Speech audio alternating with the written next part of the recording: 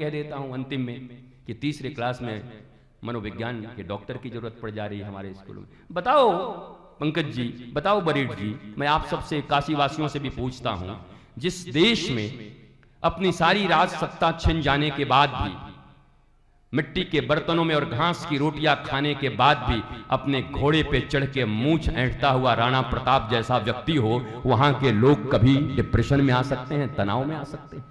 बताओ जिस देश में 175 सैनिकों को लेकर के पूरे भारत में घुमा घुमा के परेशान करके छका छका के और अंत में बीजापुर में कैद करा करके उस मुगल को मृत्यु देने वाले शिवाजी के वंशज कभी डिप्रेशन में आ सकते हैं?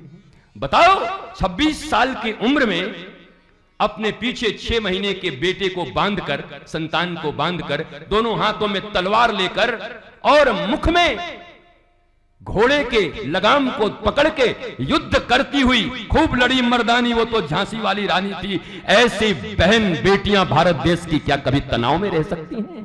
क्या उनके जीवन में डिप्रेशन आ सकता है? कौन सा बुरा परिस्थिति तुम्हारी जिंदगी में आ गया है कि तुम डिप्रेशन में आ गई हो? कौन सा बुरा परिस्थिति बताओ? हम उस देश के लोग हैं। तनाव हमारे देश के लिए नहीं बना है, डिप्रेशन हमारे देश के लिए नहीं बना है। जिनकी संस्कृति पैसों पर टिकी है, जिनकी संस्कृति मनी एंड सेक्स के ऊपर टिकी हुई है, जिनकी संस्कृति अर्थ और काम के ऊपर टिकी हुई है, धर्म और मोक्ष से जिनको कोई मतलब नहीं है, हम चतुर्विध पुरुषार्थ मानने वाले लोग हैं, सनातन संस्कृति के मानने वाले लोग हैं। धर्म, अर्थ, काम, मोक्ष चारों हम स्वीकार करते हैं, लेकिन पश्चिम के देशों में अब तो स्वीकार कर रहे हैं, वहां केवल अर्थ और काम की नदी बहती है, अर्थ और काम की नदी बहती है। पर हम धर्म और मोक्ष को भी अपनाने वाले लोग हैं। धर्म और मोक्ष के किनारों में अर्थ और काम की नदी बह रही है। हाँ, राजा दशरथ के भी 4 पुत्र हो रहे हैं, गृहस्थी का आनंद ले रहे हैं, एक थाली में खिला रहे हैं। राम जी दौड़ के भाग रहे हैं, कौशल्या पकड़ने जा रही है। मां यशोदा भी अपने पुत्र का आनंद ले रही है। गृहस्थी ही है, पर परमात्मा उनके यहां बाध्य है जन्म लेने को। आनंद कंद भगवान परमानंद सच्चिदानंद बाध्य है उनके घर जन्म लेने को। तुम्हारे घर निर्भया का इज्जत लूटने वाला जन्म लेने के लिए क्यों तैयार बैठा हुआ है? लेकिन जब राम वापस आए हैं तो पहले प्रणाम किसको किया? कैकेयी को। किस लिए? कोई राजनीति है, कोई पॉलिटिक्स है, डिप्लोमेसी है कि हम बड़े कहलाएंगे कि देखो जिसने कष्ट दिया उसको राम जी प्रणाम करते हैं? इनको नाम की दरकार है, राम को नाम की दरकार है कि उनका नाम ज्यादा बढ़ जाए। किस लिए? कान में जाके कैकेयी को एक ही बात कहा राम जी ने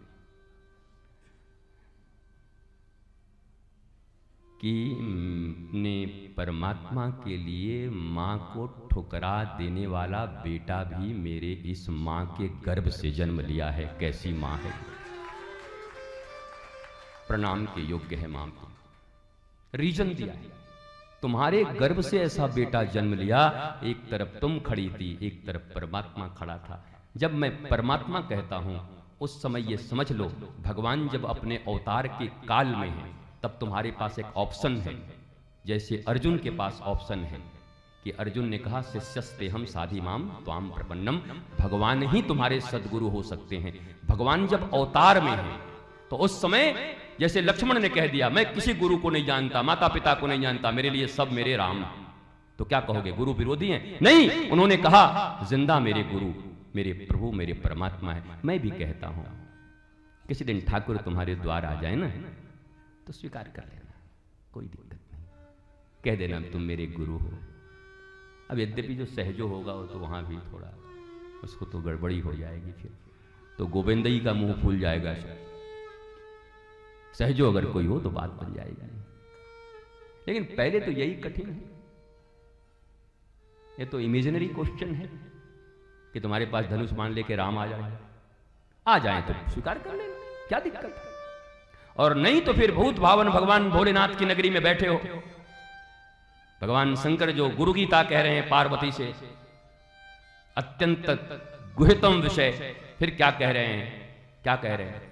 न गुरुर्धिकम तत्वम न गुरुर्धिकम तपः तत्व ज्ञानात् परम नास्ति तस्मै श्री गुरुवे नमः। गुरु साक्षात परब्रह्म, उन्होंने तो भेदभाव नहीं किया। तो कॉन्सेप्ट तो थोड़ा क्लियर होना चाहिए।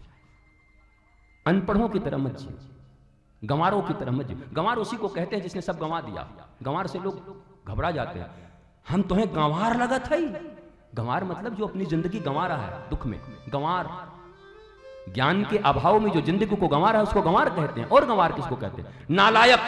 हे गुरुजी व्यासपीठ से गाली दे रहे हैं। नालायक अर्थ होता है जो लायक नहीं है, नालायक। ये कोई गाली है?